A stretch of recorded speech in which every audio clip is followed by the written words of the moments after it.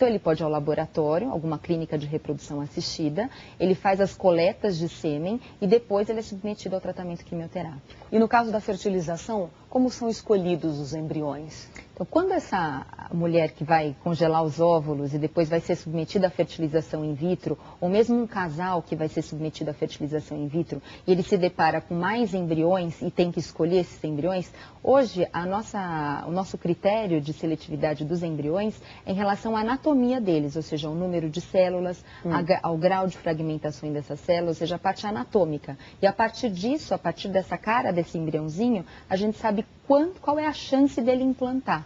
E daí a gente escolhe os melhores embriões, ou seja, aqueles que têm maior chance de implantar, para que sejam colocados no útero da mãe. E dificuldades nesse tratamento que podem ocorrer? Então, o tratamento de reprodução assistida, eu digo assim, ele é um tratamento curto, porque, principalmente o de fertilização in vitro, porque ele dura mais ou menos uns 15 dias. Tá. Só que, além da parte de ansiedade do casal, principalmente da mulher que é muito grande, as medicações que são utilizadas, normalmente elas são injetáveis. Então, para algumas mulheres isso acaba sendo um problema, uma dificuldade, apesar de ser uma agulha fininha, que é como se fosse aquela que é aplicada para diabéticos, isso acaba sendo uma dificuldade. Um outro ponto são as complicações que isso pode causar, né, que pode acontecer. A principal delas chama-se síndrome da hiperestimulação ovariana.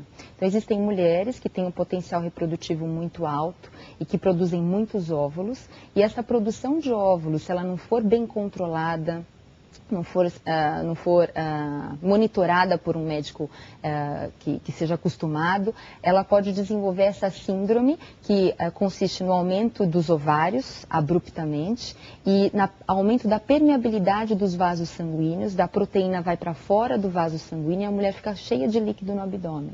Olha. Então, é uma complicação que ela pode ser evitada. Hoje em dia a gente tem medicações, a gente faz o controle ultrassonográfico para que isso seja evitado, mas muitas vezes ela pode acontecer. Entendi. Bom, nós vamos para o intervalo, daqui a pouco nós vamos saber se esse tratamento para infertilidade é caro e se já está disponível em rede pública. Até já.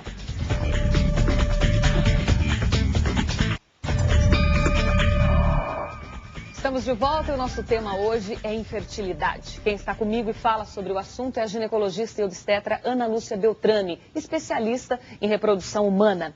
Antes do intervalo, nós deixamos uma pergunta no ar, se esse tratamento para infertilidade é caro. Ele é caro. Ele é caro por conta da tecnologia que ele utiliza, então a gente precisa de um laboratório especializado, de materiais especializados, as medicações elas também não são baratas, então ele é um tratamento que ele pode ser caro, sim. E já está disponível em redes públicas ou não? Está disponível, no entanto, a fila de espera ela é muito alta. Então, ela é muito grande. Então, assim, como as mulheres, a gente depende muito o tempo, ele é não é nosso aliado, na verdade, isso aí muitas vezes é um impeditivo para que a mulher espere para ser realizado na rede pública. Agora, doutora, existe um meio de evitar a infertilidade? Ou seja, alguma coisa que a gente possa fazer para prevenir isso? A sua forma de vida é uma maneira de se evitar a infertilidade. Então a gente sabe que hoje em dia o tabagismo ele pode diminuir a fertilidade tanto em homens como mulheres, a obesidade pode atrapalhar. Então existem algumas doenças como a endometriose que, se tratadas precocemente, elas podem evitar problemas mais graves. Por isso é importante que se faça o exame preventivo, que a mulher vá ao ginecologista todo ano, se queixe com seu ginecologista para que se diagnostique alguma dessas causas, ela possa fazer o tratamento precocemente e evitar uma infertilidade futura.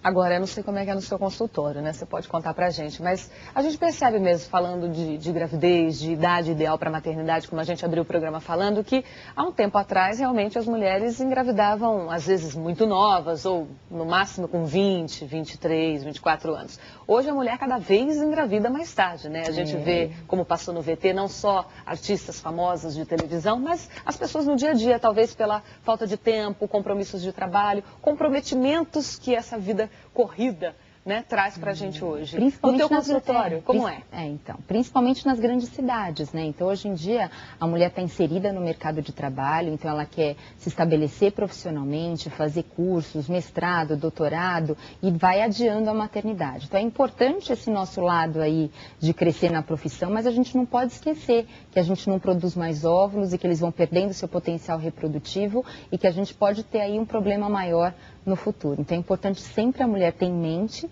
de que a fertilidade dela pode sim ser comprometida com o passar do tempo, ou seja, com a idade. Especialmente após os 35. Especialmente após os 35 anos. Porque a gente vê hoje, né, casos. Eu tenho uma pessoa conhecida que engravidou com 43 anos.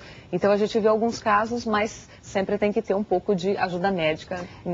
Medicina não tem nem sempre nem nunca. Sim. Mas a gente tem a estatística. E é pela estatística que a gente se segue. Então é importante ter a consciência. Então vai adiar a maternidade, mas tem que ter consciência de que pode eventualmente ter um problema mais tarde. Para o homem, tudo tranquilo. A idade não é tão importante. Ela é importante, mas não tão importante. Para a mulher é que o bicho pega. Tá vendo? Nós mulheres. Querida, muito obrigada. Viu? Obrigada a você pelo convite. Obrigada pela sua participação. Doutora Ana Lúcia Beltrame, seja sempre bem-vinda aqui ao nosso programa, viu? Obrigada.